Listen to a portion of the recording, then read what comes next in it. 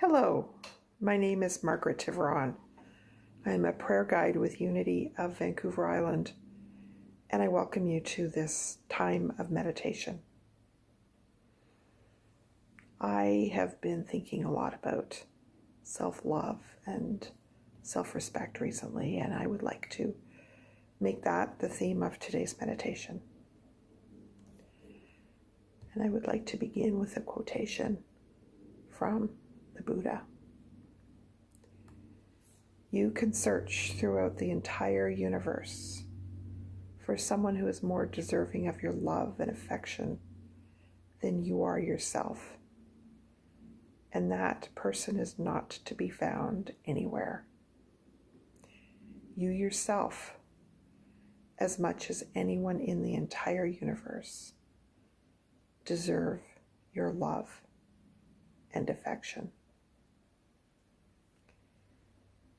And I am going to lead us today through a meditation of exactly that, loving and expressing affection for ourselves. So I invite you to join me by taking a few full deep breaths. And with each one, feel yourself relaxing more and more.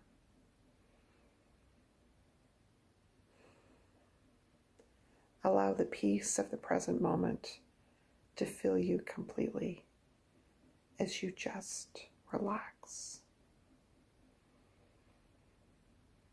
Feel your thoughts and feelings fading away as you become more and more focused on the here and the now.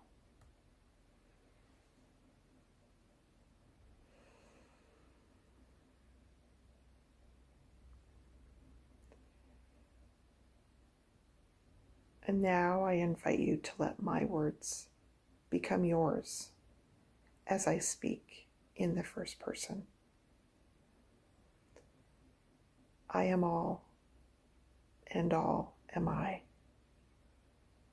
I am my body which interacts with the physical world, and I love my body.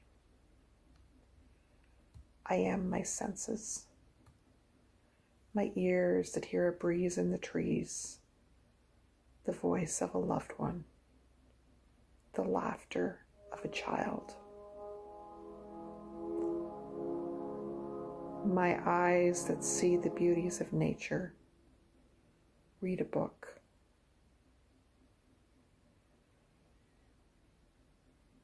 My mouth that tastes wonderful food and enables me to speak. My nose that smells the fresh scent after a rain, coffee in the morning, any other wonderful aroma. My skin that feels so much and longs to be touched by others and give them big loving hugs at this time of separation.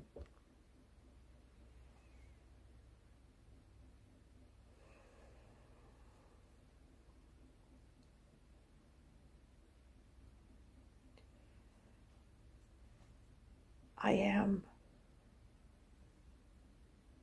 the rest of my body, my heart that beats, that pumps oxygen all over my body. I'm barely conscious of it, and every day, 24 hours a day, my heart sends that nourishing blood all over my body, keeping me alive. My lungs, which also, without being asked, bring oxygen into my body so that my body can be fed with it, and then it releases the air on its way out. Breathing in, breathing out, without really an awareness that it's happening. My stomach accepts the food that I ingest, and it digests it turns it into nutrients that my body can use to fuel it and to keep it healthy and whole.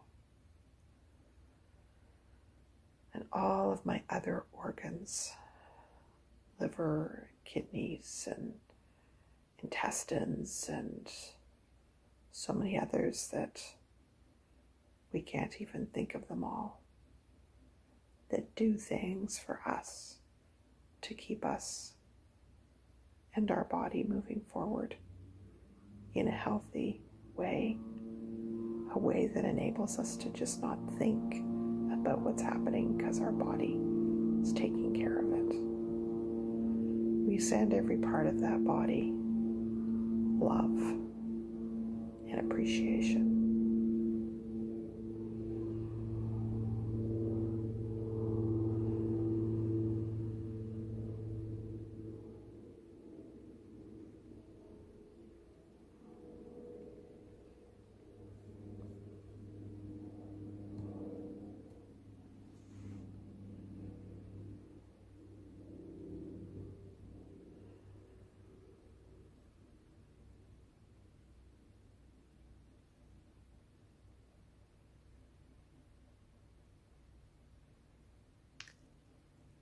And I send love to my feet, which hold my body up and enable me to move through this world. All of the bones and muscles in the feet and in the legs that keep us mobile. I send love to my legs and my feet. My hands and arms that, again, do so much for us. Think of all of the ways that my hands can move. They can grasp. They can pet. They can move in so many ways and serve us in so many ways. And I send love and gratitude to those hands.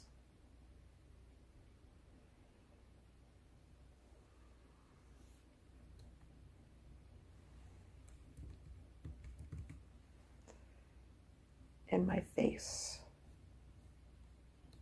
part of me that really interacts with the world.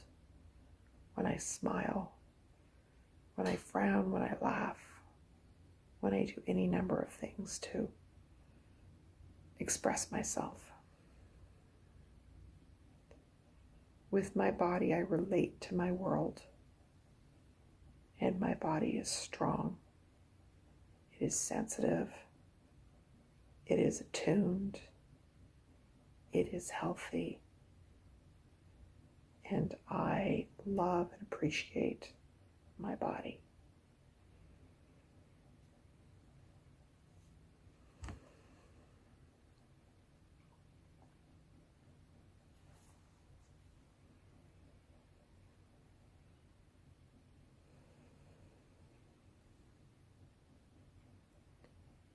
I am my mind, which processes my thoughts and ideas. And I love my mind. It figures out how to do things. It learns, creates, plans, hypothesizes, holds beliefs and emotions, and holds beautiful visions of what will be. My mind takes individual thoughts and builds them into concepts, then into projects, then into plans, and then they bring the plans to life.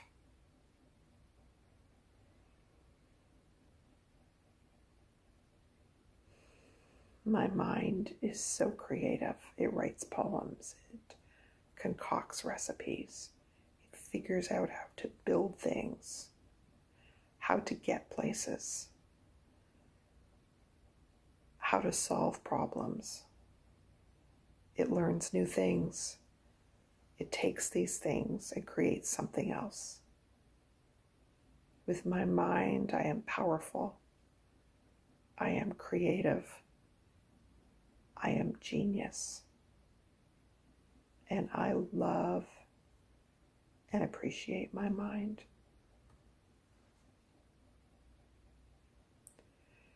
I am my spirit, the part of me that interacts with the divine. I am intuition, gut feelings, divine order, a knowing that I am on the right track. I am the ecstatic experience of joy and oneness. I am sacred connection. My spirit longs to reach out to others, to know that we are all connected, and it knows that this world is transforming in deep and profound ways. With my spirit, I am sacred. I am holy. I am connected to the one power.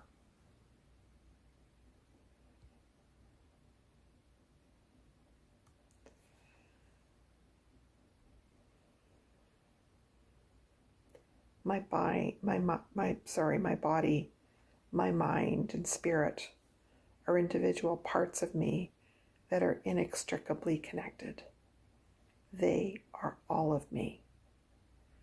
They work together in me all the time.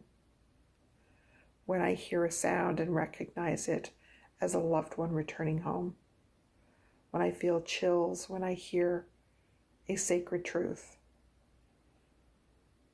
when I think about my body as absolutely perfect and whole, when I intuit that a person or a situation could use my attention, when I decide to spend more time in meditation, they are working together for me. My body, my mind, and my spirit are all of me and are so interconnected. My mind, my body, and spirit are also connected with the mind, the body, and spirit of all, of oneness, of divine connection. I am connected to everyone and everything.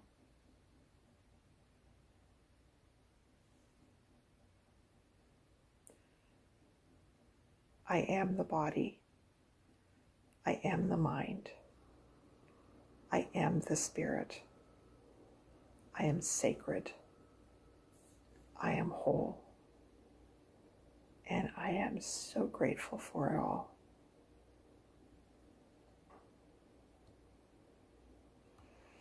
I take a moment now to stay in love and appreciation for all that I am.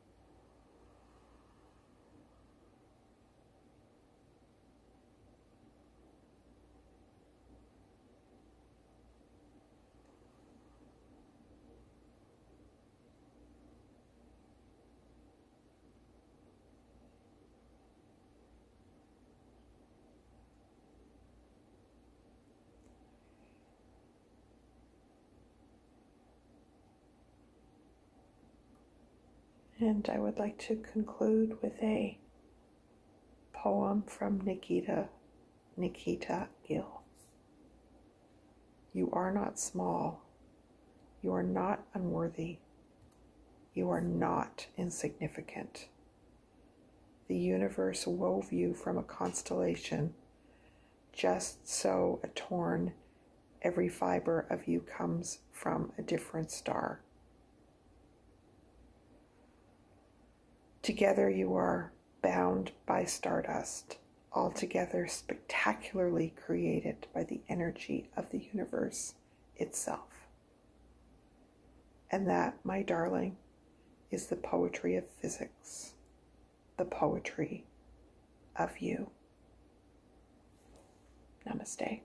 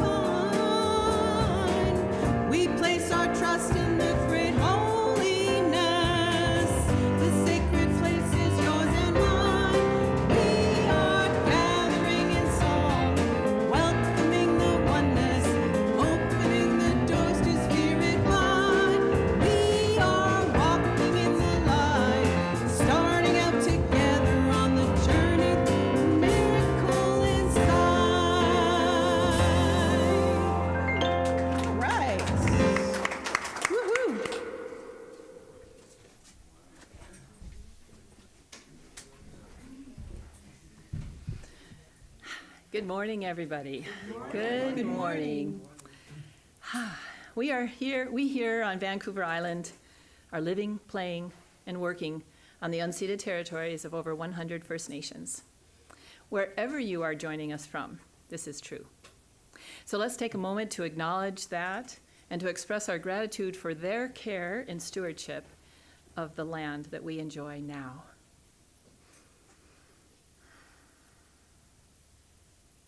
Hi, Chika. We are Unity Vancouver Island, and today we welcome those who have traveled from the Victoria area and Comox Valley area and Saskatoon. All right. Oh, yes. And welcome to you who are joining us out there in the ethers. We come together as one in spirit, one in love. We've got a very special service planned for everyone today, and next week, also something special is taking place. So hold your breath. So there's not going to be any service here next Sunday, because what we are doing is everyone has been invited to a never-done-before event hosted by Unity Canada. It's part of the Unity Canada conference that starts this Friday, and what we've done, Unity Canada has done, is provided an option for everyone across Canada to zoom in to one service so that all our beloved leaders and volunteers could maybe actually have a little Sunday off. And some places are gathering in person to watch the live stream, but you can also, of course, do this from your home. So Reverend Kelly and Reverend Ogan have created a service for that. It's called the Sunday Experience, that reflects the theme of the conference this year, which is Bridging the Divide, Living as Oneness. So please join together with all of your Unity brothers and sisters across Canada next Sunday. The link is in the newsletter. It's open to everyone. Doesn't matter if you've registered for conference or not. Everyone can access this link. Now the start time is at 10 o'clock a.m., because we need to accommodate 5 time zones, right? And also have time to go to the workshop that follows in the afternoon, also given by Ogan and Kelly, and with an amazing musician, David Roth. So if you haven't registered for the Unity Canada Conference, it's not too late. You can just go to unitycanada.org, unitycanada.org. Boom, the first thing that you'll see is the registration for the Unity Canada Conference. And join us it's going to be an amazing weekend. All right, now we're going to sing a couple songs. Swing wide the doors.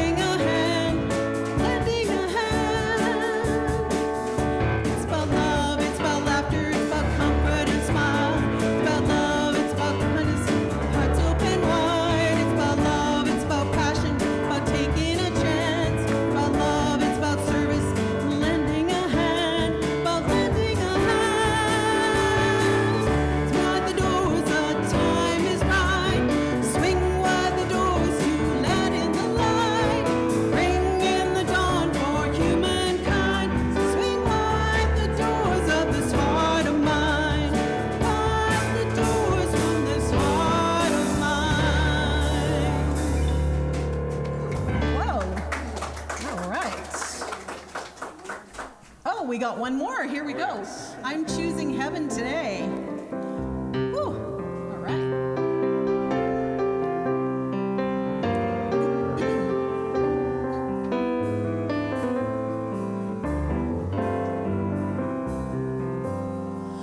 I'm choosing heaven today. I'm choosing heaven today. I am walking the road of heaven right now, singing I'm choosing heaven today. I'm choosing freedom today. I'm choosing freedom today. I am walking the road of heaven right now, singing I'm choosing heaven today. I'm choosing forgiveness today. I choose forgiveness today. I am walking the roads of heaven right now, singing I'm choosing heaven today. I'm choosing healing today.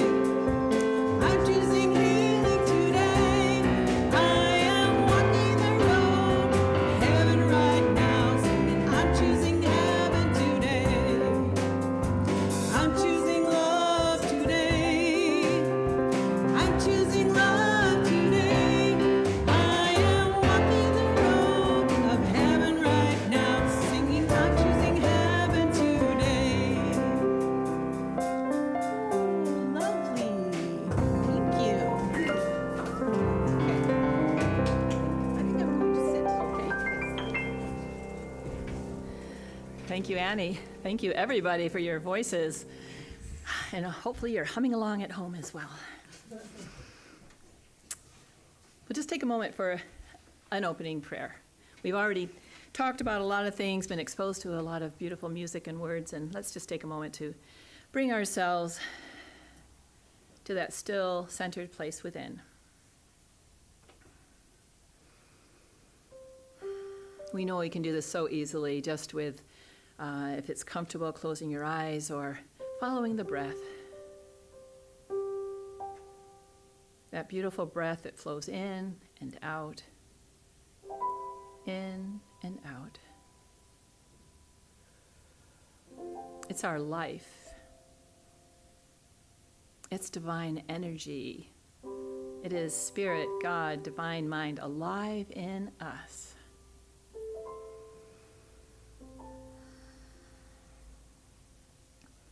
And so as we center ourselves in this still, perfect, poised center of creation, we can rest. We can be renewed, rejuvenated, tapping into that infinite source of peace, of love, of joy, of strength, of faith, of all things good.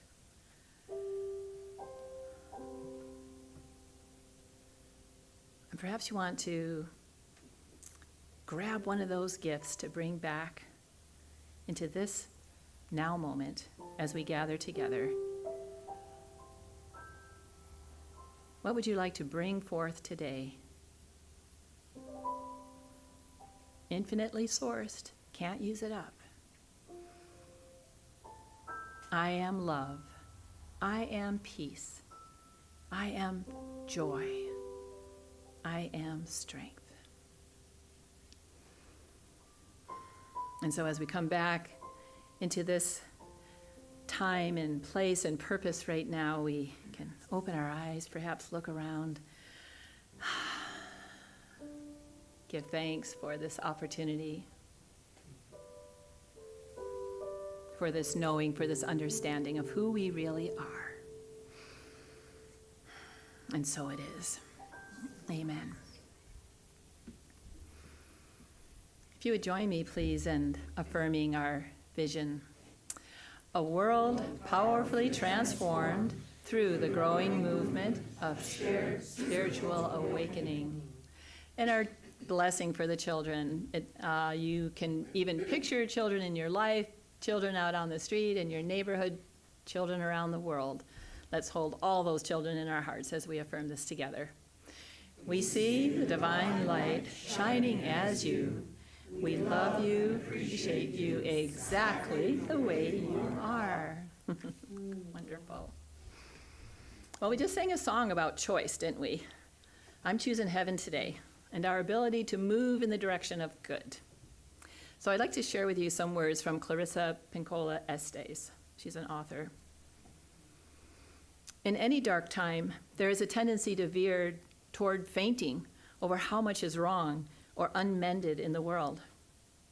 Do not focus on that. There is a tendency to fall into being weakened by dwelling on what is outside your reach, but what cannot yet be. Do not focus there. That is spending the wind without raising the sails. We are needed. That is all we know.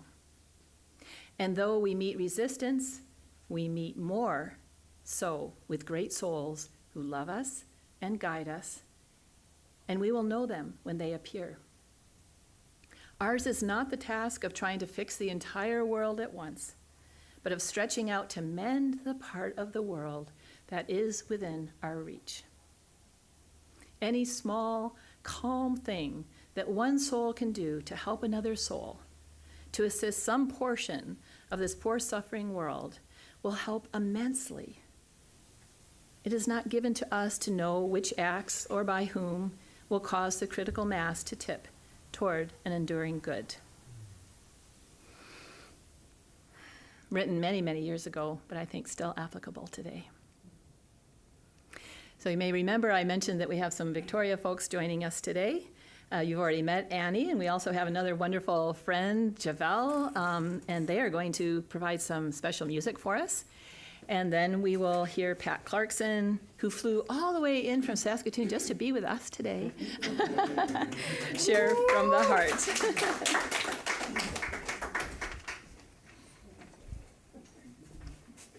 Lose my scarf.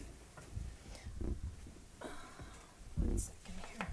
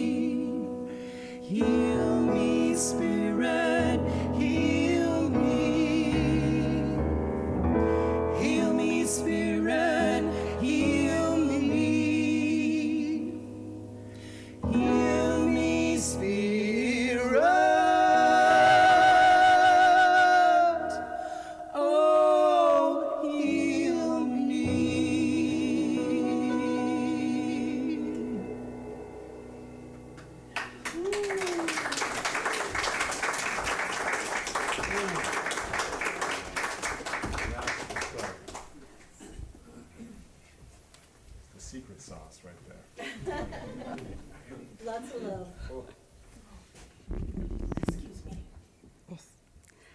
Thank you, Anna and Javel, Nico, Thomas. Good morning. Good morning. Good morning. It's been a while since I've stood here. So I do want to, I don't know if we can get this picture, but I would like to say that Nico and I did not plan No this. plan. We are alive We look today. great, we look great. Yes.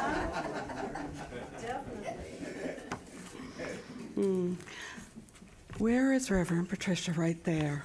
I want to thank you for this precious opportunity. Let me speak at Unity Vancouver Island. Thank you. On the 20th anniversary of 9/11, I was watching a documentary, and a statement from a woman caused me to realize the greatest gift I've received from Unity. This woman was standing at the base of one of the towers after one of the planes had gone in, and she was just standing there, and she's looking up at the hundreds and thousands of pieces of paper that were floating down. Do you remember that scene? And the cameraman caught what she said. And she said, yesterday, this paper was important. Yesterday, this paper was important. And I thought about the times I had been caught up in paper. And I can remember being at work and going, okay, this thing has to be signed. I've got to get him to sign it by 3 o'clock. If it's not in the courier bag, it's going to be late, and then I'm going to have the problem because the customer's not going to be happy, and it's going to be me that has to fix it. And my whole day was centered on that piece of paper. And it's like I got consumed in it, in this work task. Every moment I was consumed. Well, I'm retired now, and there's still things I can get consumed in. My family, the news, politics. But on those things, I've learned I can breathe now. But I have a daily to-do list that I realized I still use to measure my success of the day. So can you kind of just relate to this whole concept of that? And when I saw that lady just standing there and the paper was falling around her, I thought, I do not get so consumed anymore. It's because Unity has given me the gift of conscious awareness. And I remember also thinking about the people that died that day. Had they been consumed the day before, all day long on a work task that they thought was the most important thing? And I had a heart full of gratitude because Unity has brought me to conscious awareness. So I want to take a look at these words. And from the book, The Revealing Word, written by Unity's co-founder, Charles Fillmore, we see the metaphysical meaning of consciousness is a sense of awareness, of knowing. You know, and knowing is more, for me, an inside job. And it goes on to say, it is very important to understand the importance of conscience in spiritual growth. Divine ideas must be incorporated into our consciousness before they mean anything to us. And this summer, Reverend Vicky came and spent a week with us, and we were talking about this, and at one point, I realized what she was saying, and I hope I got it right, but because I remember I went, oh, I don't think like that, but that all ideas start out divine. They come from the divine mind. And I remember, and I didn't say it to you, and I thought, I really don't think so, Vicky. I've seen what some ideas do, so yeah. But then I thought, so if they all start out divine, I have a choice. They can come through my human nature, and that's when they meet the ego, and that's when they don't work, and that's when I harm others.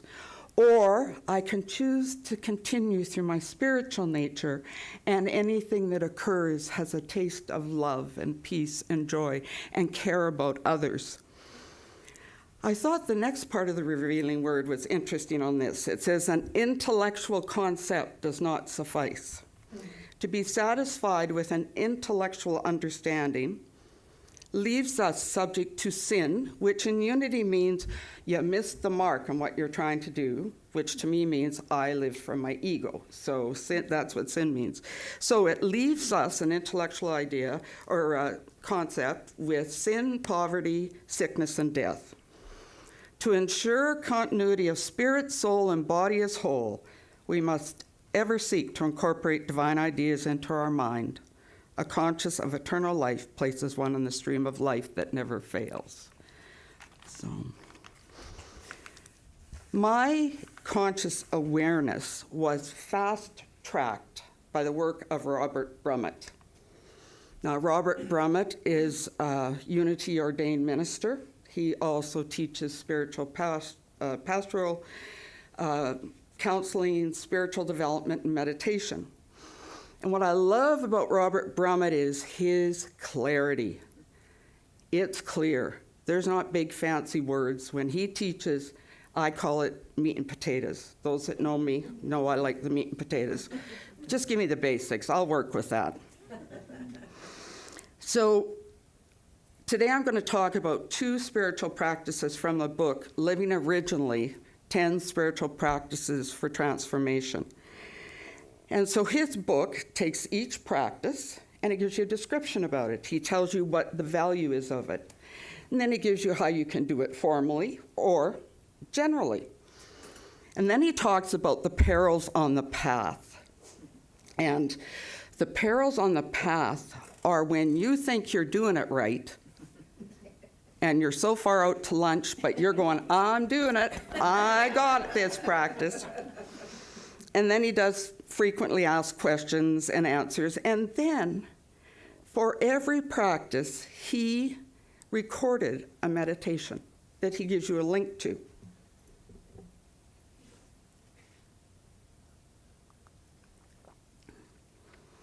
I'm really not as nervous as my shaking leads you to. It's a family genetic thing, so you get older, you shake. But what really draws me to Brummett is, he says, experience it. He says, try it. Read about it, try it. In the book, he recommends for 30 days.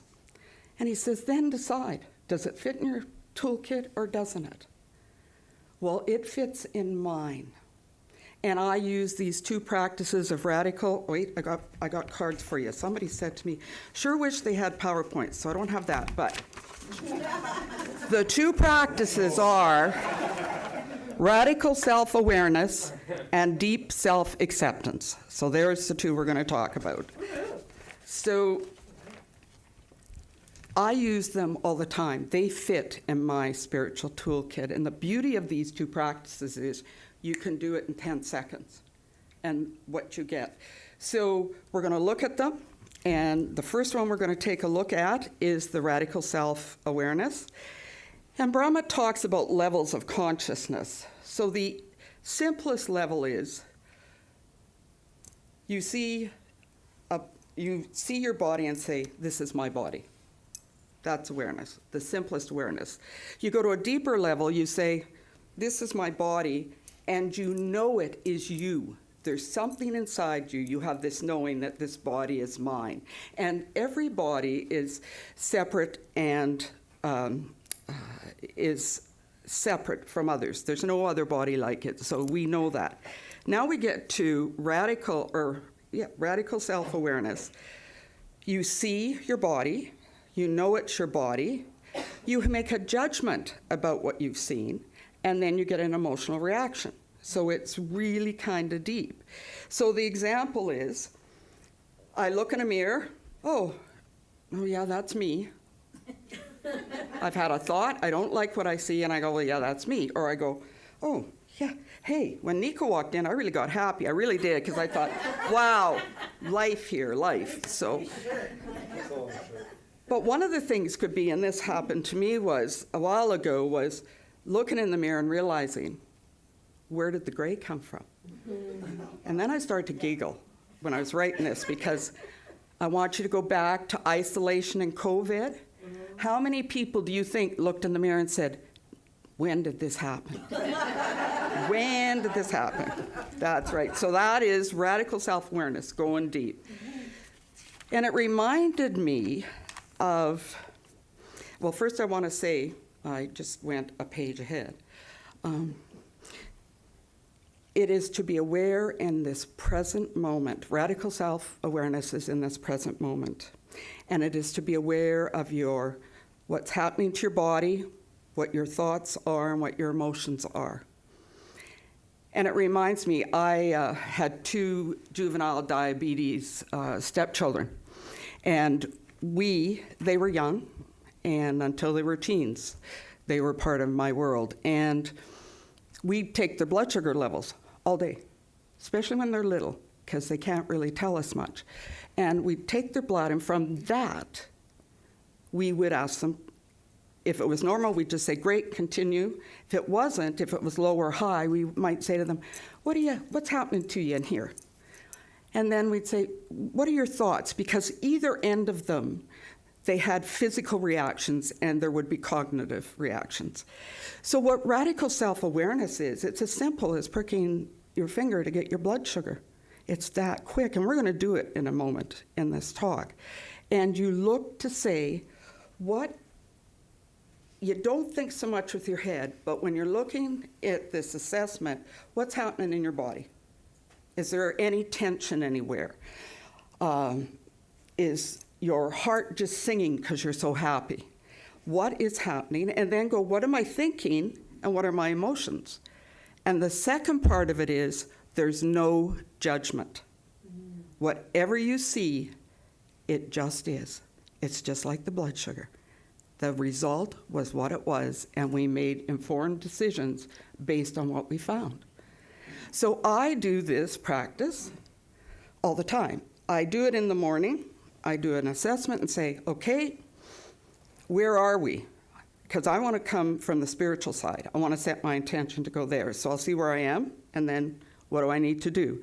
But if I'm on edge, I call myself, when I'm not being very happy, I have my great nephew living with me, and I'll go by his door and I'll say, Auntie Pat's on edge today.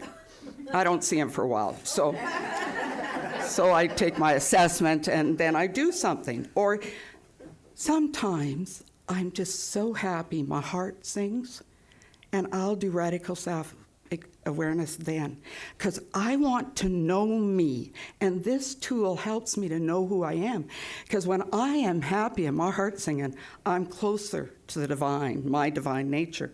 So I just do it automatically now. I've been doing it since I studied Brummett's work, and so I just want to see where we're at. You can see I'm at an Airbnb that has no printer, thank you, Reverend Vicky. I cut and pasted, and we make do when we don't have technology in our own place. So that's radical self-awareness, and with it comes the second practice of self-acceptance, and you do them one right after the other. And what Brummett says about the practice of deep self-acceptance is, the practice of deep self-acceptance has nothing to do with any particular self-image, and it's not about comparing myself against an ideal or standard.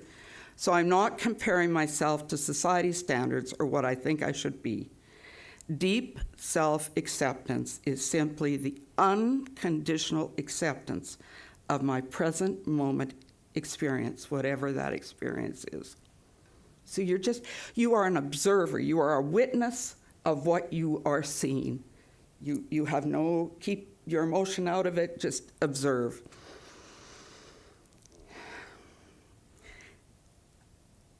I happen to know someone who's going through some real rough health issues. And she shared that she can often get caught up in the past. And I'm assuming she possibly says, oh, maybe if I'd made this decision, or maybe if I had done something sooner. And then she said, or I get caught up in the future. And I'm assuming, again, some of her thoughts might be, what's going to happen with this illness? What's going to happen to me? Or when's the next shoe going to drop?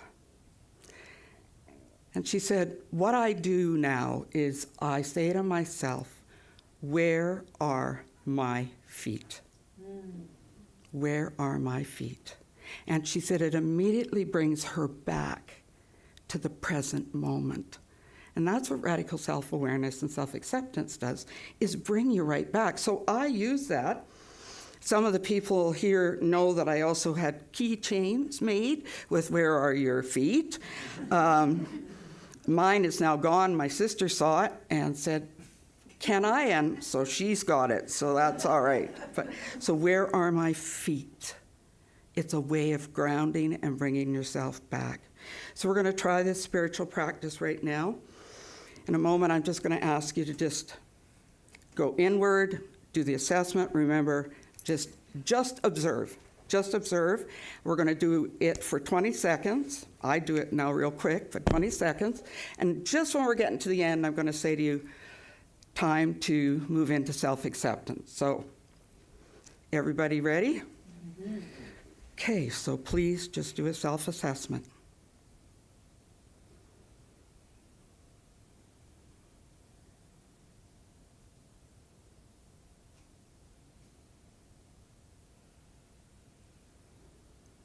Please, we're coming to the end in a couple of seconds.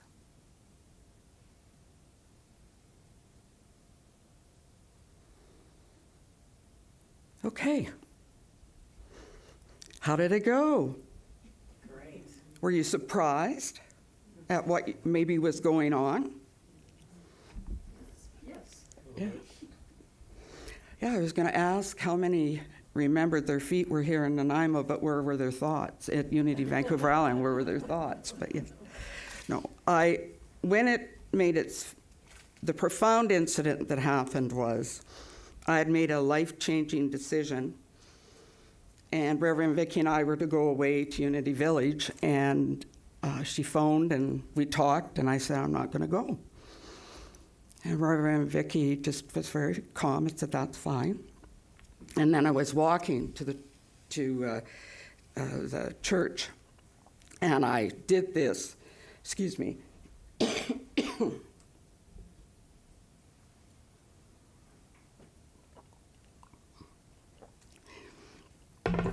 Sorry. And I sorry. Let it out. Gotta let it out. I know.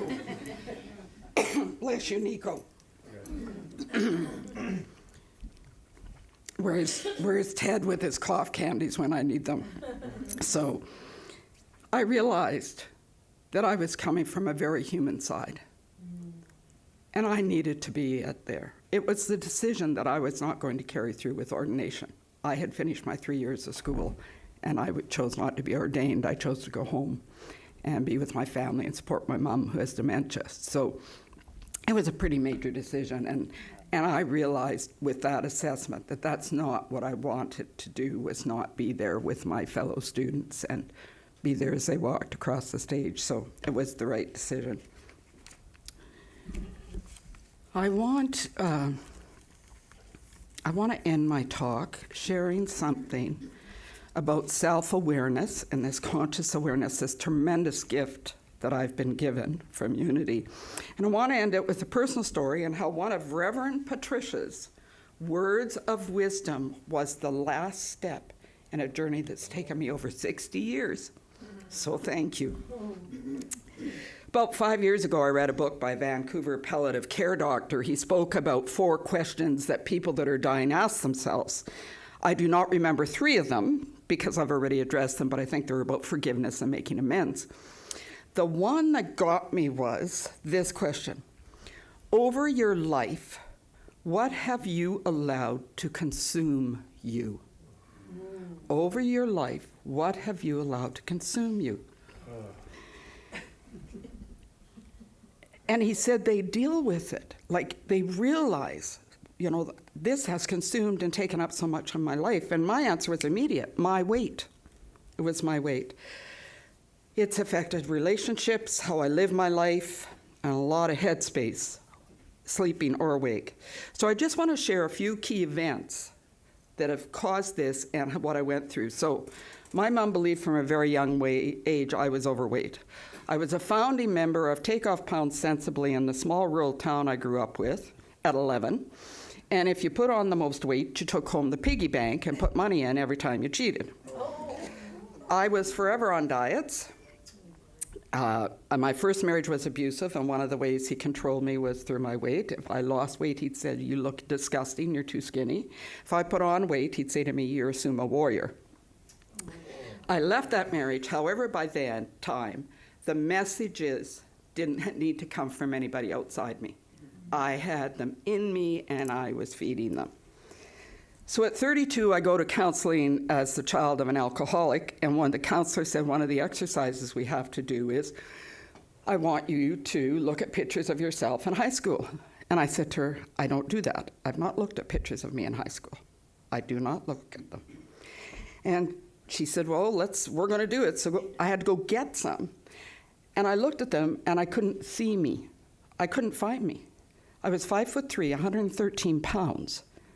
So I didn't even recognize myself. I thought I was going to be huge, because that was what was in my head. So at that point, I started my journey to conscious awareness about this issue. It was slow progress, and there were many falls back into the pits of despair. You see, I hated my body. I never saw it when I looked in a mirror, and it was a necessary evil I had to endure if I wanted to live. In the fall of 2018, doing a talk series on Robert Brummett's book, Quest for Wholeness, I discovered that mind, body, and spirit are one. A line from the book stated, this recognition that body, mind, and spirit are one substance is extremely important in spiritual healing. And you see, my journey is I just want to continue to grow spiritually. I had brought my mind and spirit into one, but I had ignored the body. No longer.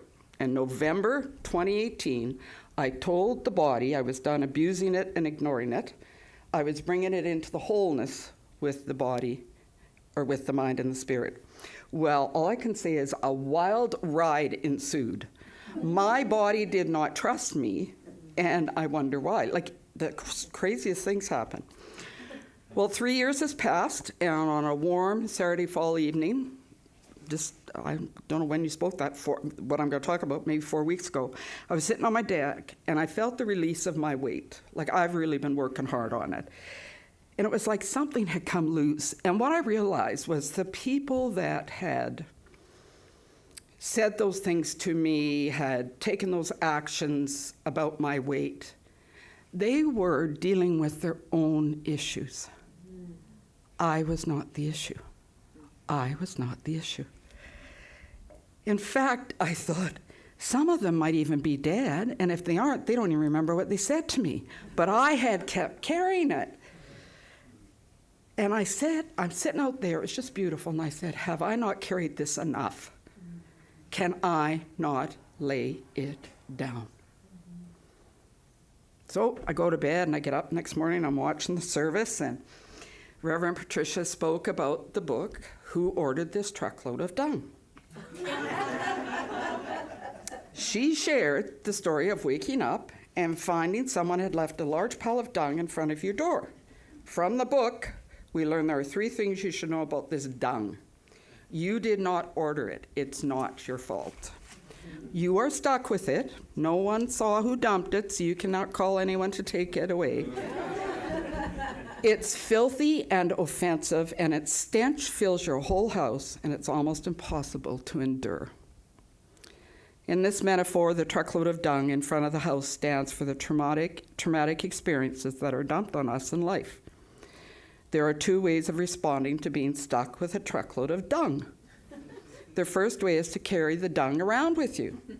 We put some in our pockets, some in our backpacks and briefcases, and some up our shirts. We even put some down our pants. Well, all I can say is at this point, Reverend Patricia, I'm a visual learner, and I'm seeing this. But what happened was I stood up and I shook my shirt and I dug in my pockets, and it was and I went, it's gone. I was free. It was the last thing. So thank you for, you never know. So sometimes it takes a long time, but if you keep looking for that conscious awareness, I just couldn't believe it. So yes, I no longer have issues with it. My mind isn't consumed, and I'm a happy camper. I'm a happy soul. So one of the tools for clearing away the dung is conscious awareness. Only with it can you see the truth and know where your feet are. And so it is.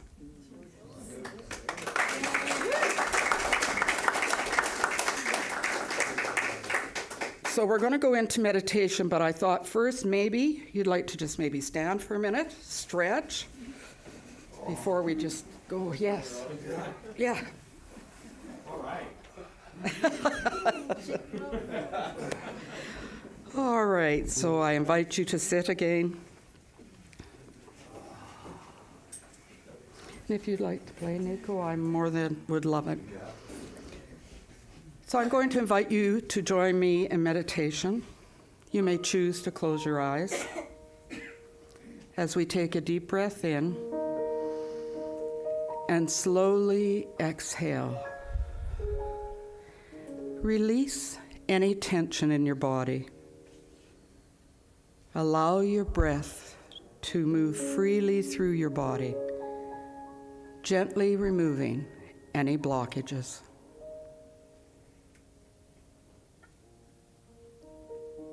Take another deep breath in and exhale. As we prepare to move into the silence, I invite you to lay down your past, your experiences, your opinions, and your thoughts of your past. For this moment, lay your past down.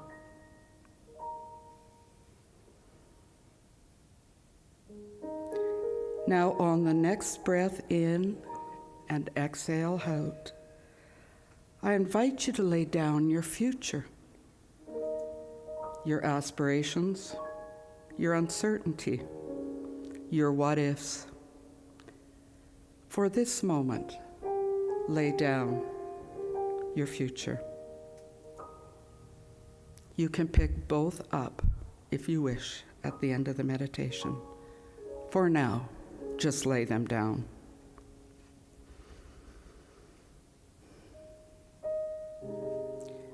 Free of all human thoughts and emotions, we move unburdened into the silence.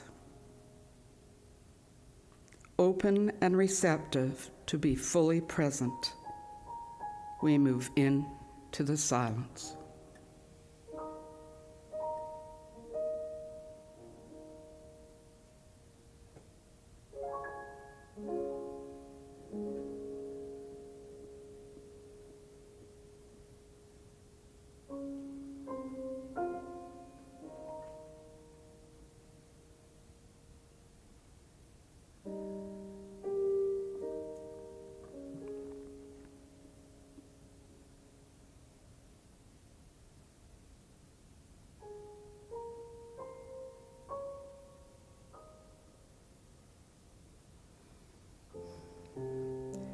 I invite you to gently come back to this present moment. Become aware of your breath. Become aware of where your feet are. May you carry into your day the richness and peace found in the divine silence, remembering that each moment of this day is precious, and so it is.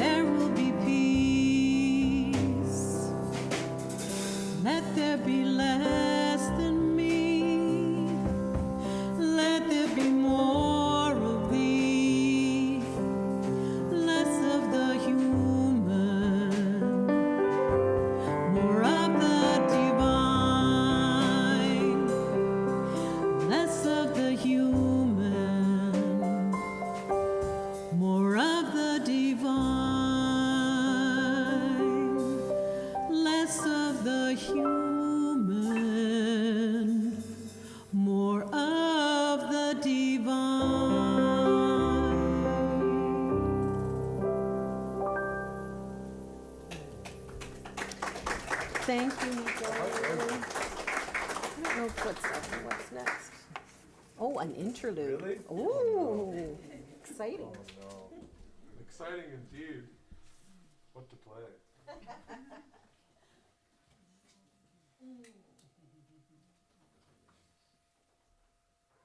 This is really relaxed, but I wrote this yesterday and I really like it, so I'm gonna. It's not really done, but you know. It's a really chill vibe.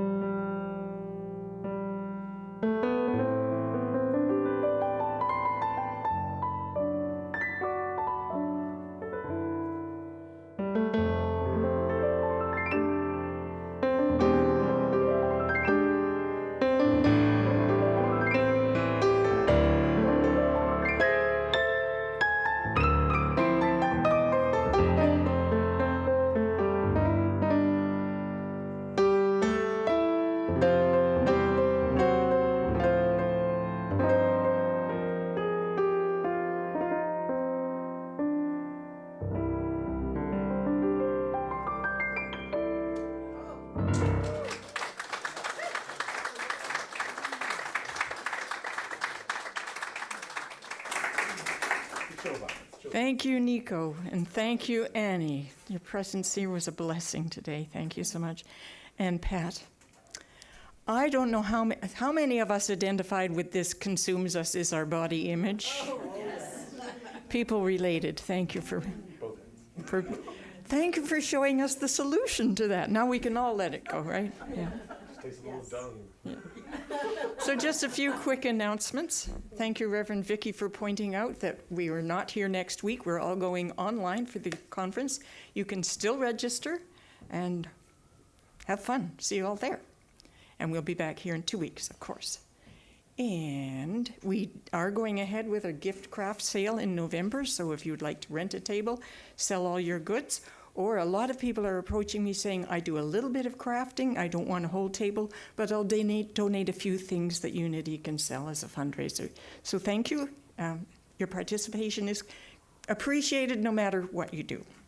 And those of you who have expressed an interest in helping Kyle with the technical aspects, there is a camera training at 12 noon today, and we do have coffee in the other building, by the way, this morning, yay, and cookies. So please take a few minutes to visit over there and then come back.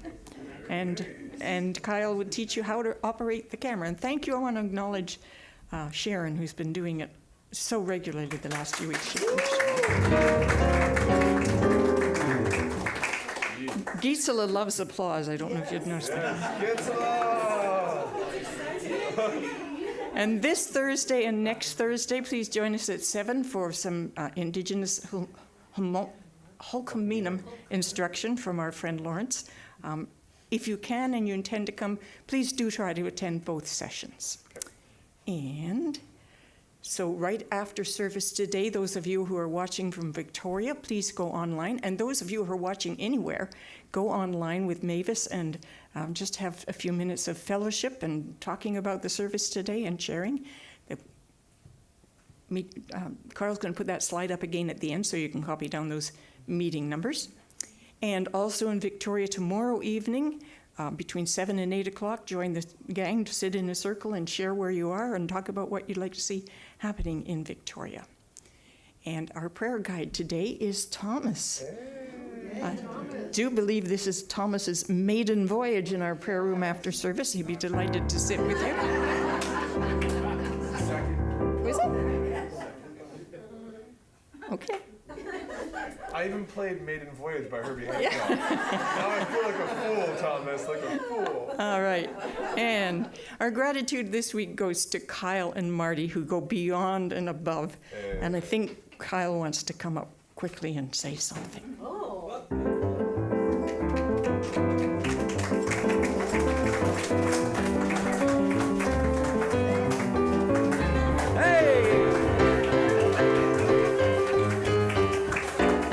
Thank you very much. Don't fall. I did just want to just take this moment to just say thank you to my dad, Marty Shepard. Without him, I don't think I would have been able to face this job and all the technical challenges that come with this. He's put in many, many hours in the background and coming in here and just without his problem solving and his ongoing enthusiasm, you know, this production wouldn't be where it's at. And I'm very happy to be in this community and working with this job, and I owe it a lot to him. So thank you very much, Dad.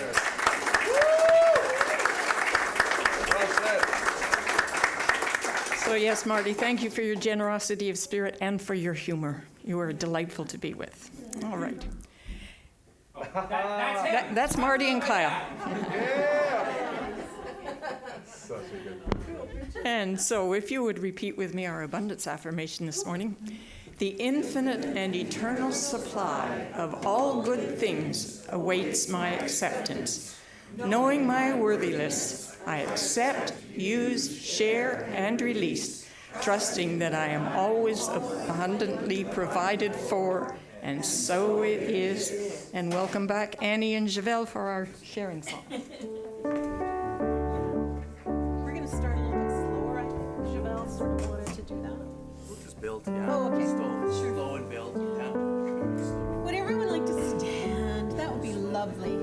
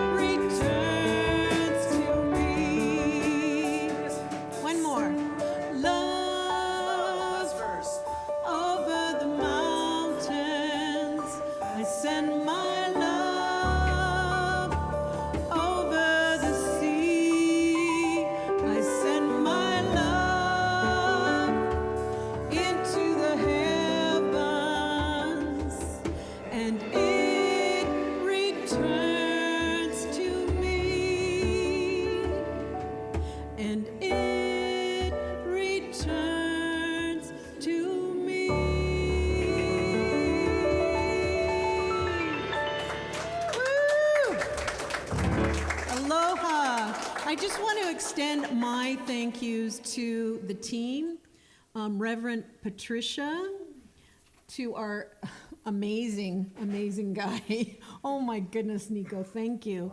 And to Thomas and to my singing partner, Javelle. We have so much fun singing together. And I just feel very, very blessed to be with everyone, and also because our favorite Pat was here today. Thank you, thank you.